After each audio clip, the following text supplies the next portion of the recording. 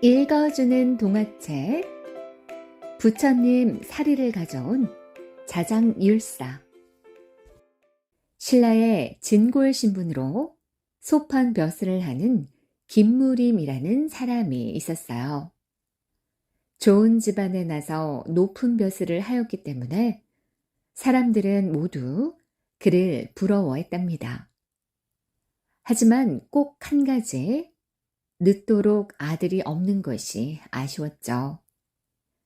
그는 천부 관음께 기도를 올렸답니다. 제게 아들을 하나 내려주시면 꼭 부처님께 바치겠습니다. 그러고 나서 며칠이 지난 밤이었어요. 그의 아내가 아주 신비로운 꿈을 꾸었답니다. 밤하늘에서 큰 별이 떨어져 품 안으로 들어오는 꿈이었죠. 과연 얼마 후 태기가 있더니 아내는 그로부터 10달 후 건강한 남자아이를 낳았답니다. 김무림은 아이의 이름을 선종이라 지었어요. 그가 바로 훗날의 자장스님이랍니다. 선종은 유난히도 총명했고 마음씨가 고왔어요. 게다가 글재주 또한 뛰어났죠. 그러나 불행하게도 부모님이 일찍 돌아가시는 바람에 선종은 어린 나이에 아주 어른스러운 생각을 하게 되었답니다. 세상살이란 이토록 의미 없는 것인가? 진정한 삶이란 무엇일까? 그러더니 마침내 선종은 홀로 깊고 험한 산속으로 들어가 가시덤불로 둘러친 작은 집을 짓고 그 속에 들어가 맨몸으로 수행을 했죠. 그리고 자신의 전 재산을 내놓아 원령사를 세웠답니다. 자장스님의 나이가 25살이 되던 어느 날이었어요. 당시 임금인 선덕여왕은 도령 높은 자장스님에 관한 소문을 듣고 진골이었던 자장스님을 불러 나란 일을 맡기고자 했죠. 하지만 자장스님은 수행을 계속해야 한다는 이유를 들어 여왕의 부름을 거절했답니다. 하는 수 없이 선덕여왕은 슬쩍 엄포를 놓았죠. 만에 제상자리에 나오지 않으면 목을 베겠노라. 그러나 자장의 마음은 조금도 흔들리지 않았어요. 차라리 단 하루 동안만이라도 불교의 계율을 지키다가 죽는 게 낫지.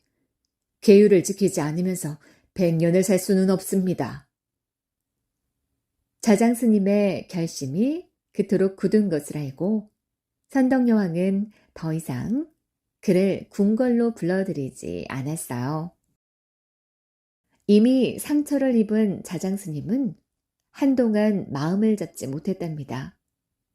모든 것이 자신의 수행이 부족해서라는 생각이 들었죠. 이렇게 살다가는 평생 깨달음을 얻지 못하겠구나. 아주 멀리 떠나지 않는 한 언제 또 이와 같은 시험을 당하게 될지 모를 일이야. 정신을 가다듬은 자장스님은 그 길로 더 깊은 산속으로 들어가 버렸답니다. 자장스님은 바위 틈에 숨어 살면서 고된 수행을 계속했죠. 스님이 배가 고플 때쯤이면 이름 모를 새가 날아와서 과일을 물어다 주곤 했어요. 그 덕분에 스님은 오랫동안 세상에 나오지 않고도 수행을 할 수 있었답니다. 그러던 어느 날이었어요. 꿈속에 하늘나라 사람이 나타났죠.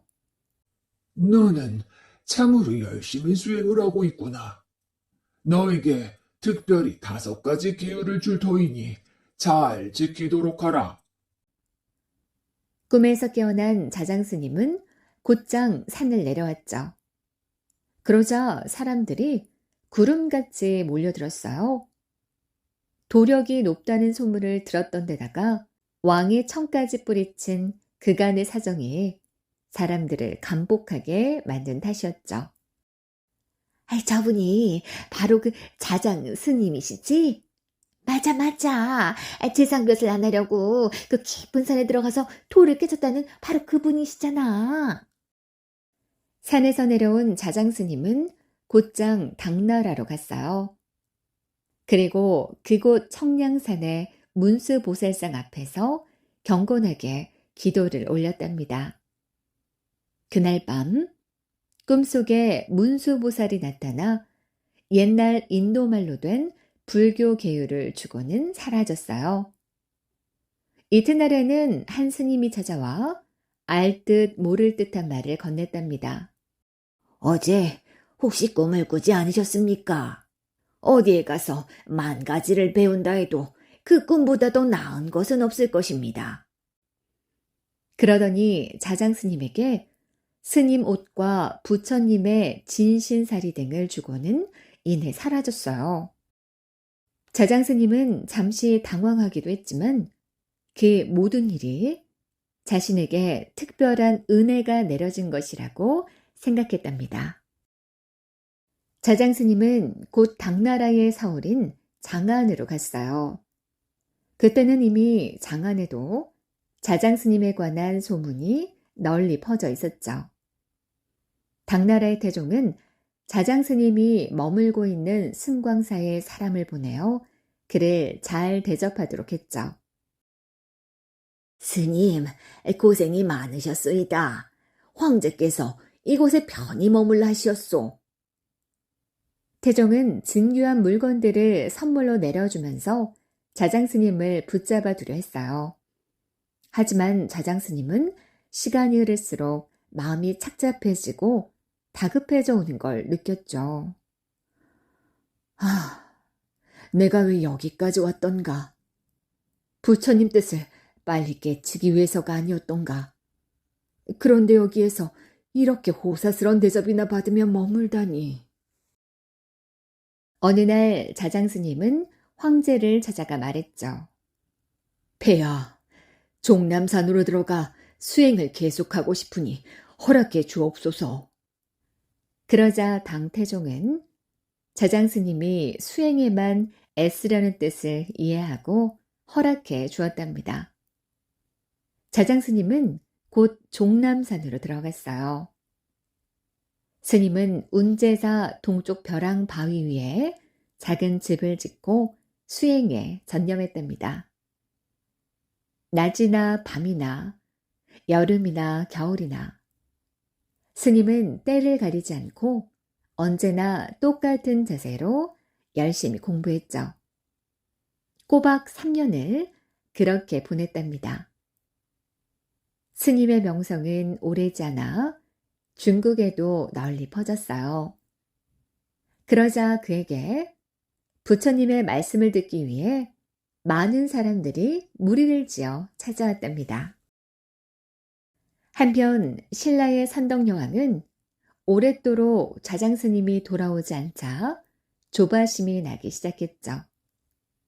여왕은 곧 당나라 황제에게 글을 올려서 스님을 돌려보내줄 것을 간곡히 요청했어요. 그러자 황제는 자장 스님을 불렀죠. 욕심 같아서는 스님을 내 곁에 오랫도록 두고 싶지만 신라에는 스님을 기다리는 사람들이 많은 것 같소. 이제 그만 돌아가셔도 좋소. 황제는 비단으로 된 스님 옷 한 벌, 비단 옷감 500단 등 푸짐한 선물을 내려주었답니다. 자장 스님은 불교 행사에 쓰는 여러 가지 물품과 대장경 등의 불경을 가지고 신라로 돌아왔어요. 자장 스님이 돌아오자 선덕여왕은 그를 반가이 맞으며 분황사에 머물도록 했죠. 그리고 이따금 궁궐로 초대해 대승론처럼 어려운 불교 이치에 대해서 가르치도록 했답니다. 이때마다 많은 사람들이 몰려와 스님의 가르침을 들었어요. 그런데 자장 스님이 황룡사에서 보살계본을 7일 밤낮으로 가르치던 어느 날이었어요. 갑자기 하늘에서 단비가 내리더니 구름과 안개가 강당을 자우록하게 덮는 것이었죠. 사람들은 하늘의 조화라 생각했고 그럴수록 더욱더 스님을 따랐답니다. 마침내 선덕여왕은 자장스님에게 스님 중 최고의 자리인 대국통 벼슬을 내렸어요. 자장스님이 대국통이 되자 신라의 불교는 크게 발전하는 기틀을 마련했답니다. 점차 신라에는 부처님의 말씀을 배우고 싶어하는 사람들이 많아지고 스님이 되기를 원하는 사람들도 늘어갔죠. 그래서 자장스님은 통도사라는 아주 큰 절을 세우고 부처님의 말씀을 잘 따르겠다고 다짐하는 단을 쌓아서 많은 사람들을 받아들였답니다. 어느 날 자장은 신라의 옷 입는 방식 등에 대해 의견을 내놓았어요. 우리나라의 옷을 입는 방식을 당나라와 같게 하는 것이 어떠하겠습니까? 좋은 생각이요. 당나라의 의복을 입게 된다면 우리나라 사람들도 기뻐할 것이요. 여러 신하들이 그 의견에 따라주었어요. 자장스님은 내친김에 몇 가지 일을 더했죠. 달력의 날짜를 세마는 법도 당나라에 맞추었고 당나라 황제가 쓰던 연호를 쓰도록 했죠. 그로 인해 신라와 당나라는 더욱 가까운 나라가 되었답니다.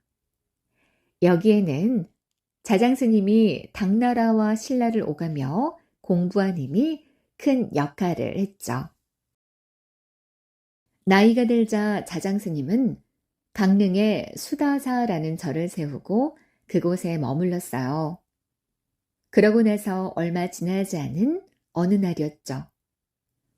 꿈을 꾸었는데 일전에 보았던 스님이 다시 나타났어요. 내일 대송정에서 그대를 만날 걸세. 이튿날 자장스님은 그곳으로 가서 문수보살을 만났답니다. 하지만 문수보살은 다시 태백산 갈반지에서 만나세 라며 떠났죠. 자장스님은 급히 태백산으로 달려갔어요. 그는 한참을 헤매다가 큰 구렁이들이 나무 아래에서 서로 얽혀 또아리를 틀고 있는 걸 보게 됐죠. 맞아, 여기다 여기. 갈반지는 칡넝쿨처럼 뱀이 살인 땅이라는 뜻이기 때문이었죠. 자장스님은 바로 그 자리에 정암사라는 절을 세웠답니다. 그런 뒤 자장스님은 이제나 저제나 문수보살이 다시 나타나기만을 기다렸죠. 그러던 어느 날 성남원에 헤어진 두루마기를 입은 거사가 나타났어요. 칡으로 만든 삼태기를 짊어지고 있었는데 그 속에는 죽은 강아지가 들어있었죠. 여기 자장이 있는가? 내가 한번 봐야겠다. 문지기는 어처구니가 없었어요. 거지 같은 사람이 훌륭한 스님의 이름을 함부로 부르며 거들먹거리는 것이 기가 막혔죠. 하지만 그가 거듭 청하였기에 문지기는 하는 수 없이 자장스님에게 이 일을 알렸어요. 그러자 자장스님은 별 생각 없이 대답했죠. 미친 사람인가 보다. 문지기는 즉시 나가서 그 사람을 내쫓았어요. 그러자 그 사람은 탄식했죠. 자기 자신에만 빠져있는 사람이 어떻게 나를 알아볼 수 있겠느냐. 그러더니 그 사람은 삼태기를 거꾸로 들고 뒤집었죠. 그러자 죽은 강아지가 금세 사자 모양의 부처님 옥좌로 변했답니다. 거사는 옥좌 위에 올라타더니 빛을 뿌리며 공중으로 솟구쳐 올라갔어요. 앞불싸, 그 사람이 바로 자장스님이 그토록 기다리던 문수보살이었답니다. 자장스님은 뒤늦게 자신의 어리석음을 깨달았죠. 그는 곧바로 문수보살의 빛을 뒤쫓아 멀리 남쪽 산마루까지 숨을 헐떡이며 뛰어갔어요. 그러나 이미 그 빛은 사라져버리고 없었죠. 자장스님은 문수보살을 따라갈 수 없음을 깨닫고 그 자리에 쓰러져 세상을 떠나고 말았답니다. 그 후 사람들은 스님을 화장한 뒤 타고 남은 유골을 굴 속에 모셔두었고 스님이 쓰던 물건들은 통도사에 간직했답니다.